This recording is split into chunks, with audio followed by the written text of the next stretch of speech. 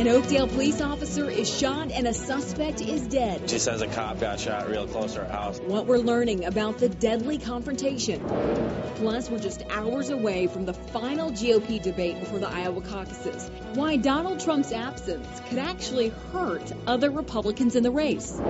Coming up, with a growing number of aging hospital staff nationwide, how Children's Minnesota is working to find and train future medical Police leaders. identify the suspect killed during an officer dispute. Preliminary autopsy report shows the suspect died of a single gunshot wound to the head.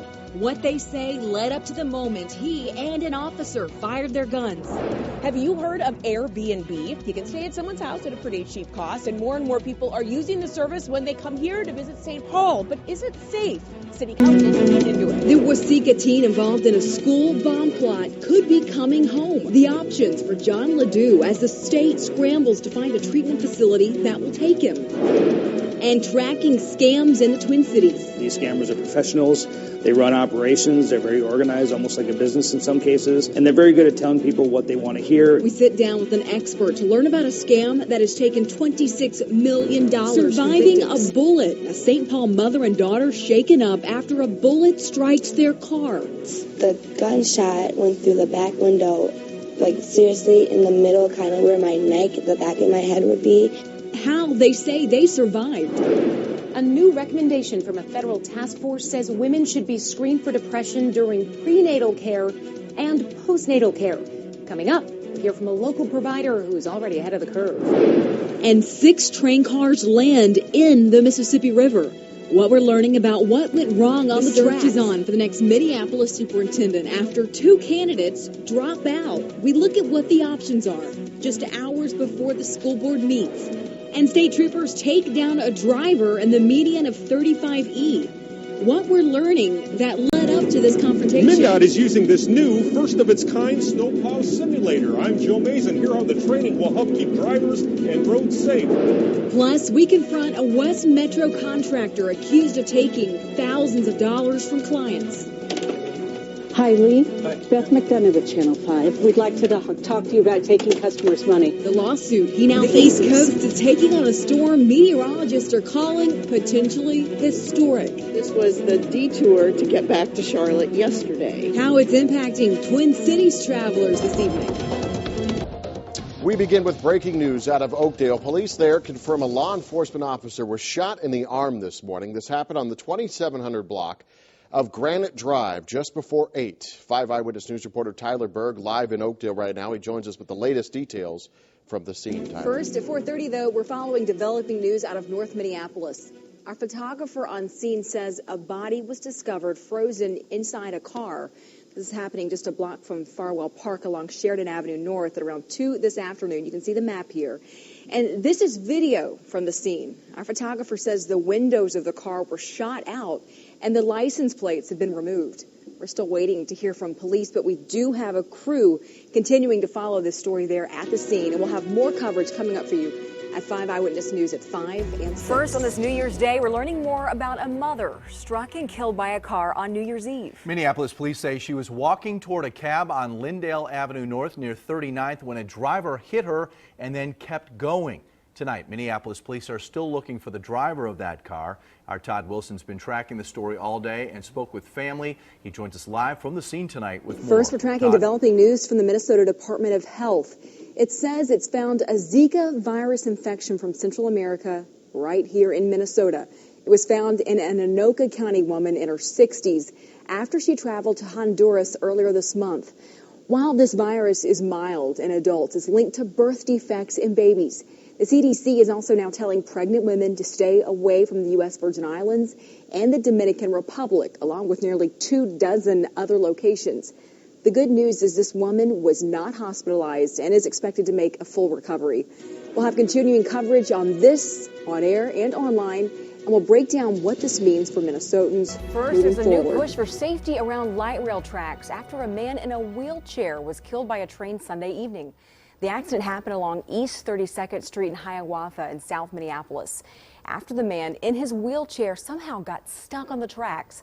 5 Eyewitness News reporter Jay Coles is live in Minneapolis with more on what Metro Transit is planning to do to make these tracks safer. So many questions, First Jay. at 4:30 this Friday, we're learning more about a shooting that left one man dead and an Oakdale police officer injured on Thursday morning.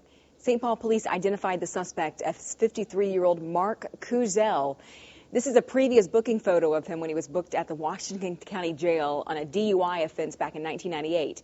Police say officers were executing a search warrant at Kuzel's home on Granite Street in Oakdale on Thursday morning. During that time, officers knocked on the door more than once. They eventually knocked open the door, which is when they say Kuzel shot an officer in the arm.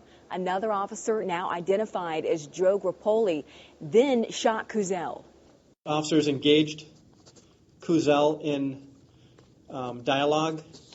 Kuzel stated that he did not want to go to jail. During this time, officers heard a single gunshot.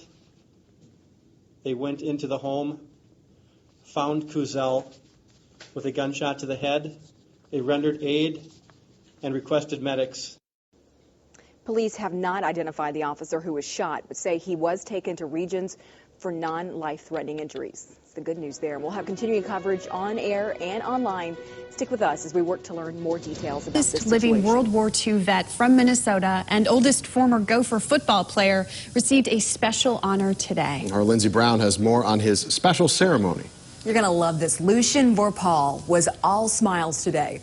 The Legacy of St. Anthony Senior Living Center put on a special event just for him. I am right there. I had a great time playing freshman football, and then later on, I got hurt playing football. Even though he wasn't the best football player, friends and family say in his lifetime, Lou Vorpal has done some things other men and women have not.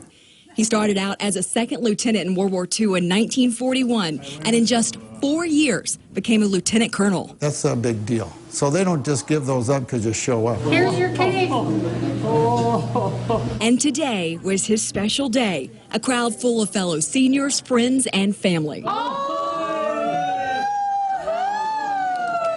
And even Goldie the Gopher met at the Legacy Senior Living Center to honor him. I don't deserve any ceremony, but it's awfully very, very nice to do something like that. To have, it be recognized like this is such an honor, and, I'm proud to be a part of it.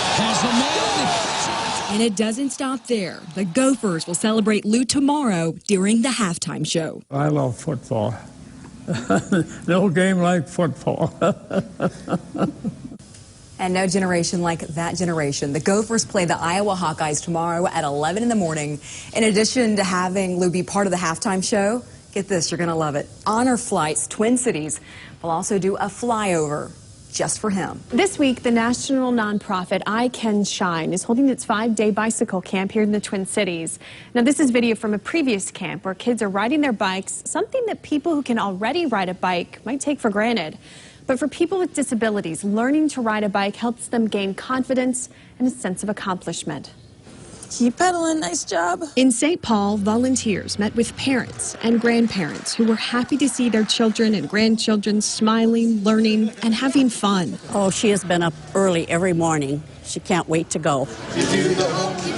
But this I Can Bike Camp isn't just about fun. It's about helping people with disabilities reach their full pedal potential. We focus on their strengths and their capabilities and really help leverage their interests and strengths to help them achieve riding a two-wheel bike independently. It's not just a week-long learning camp. It transforms kids who realize how much they can do themselves. 1, 2, 3, T-shirt! A success that will last a lifetime. It's a lifelong skill.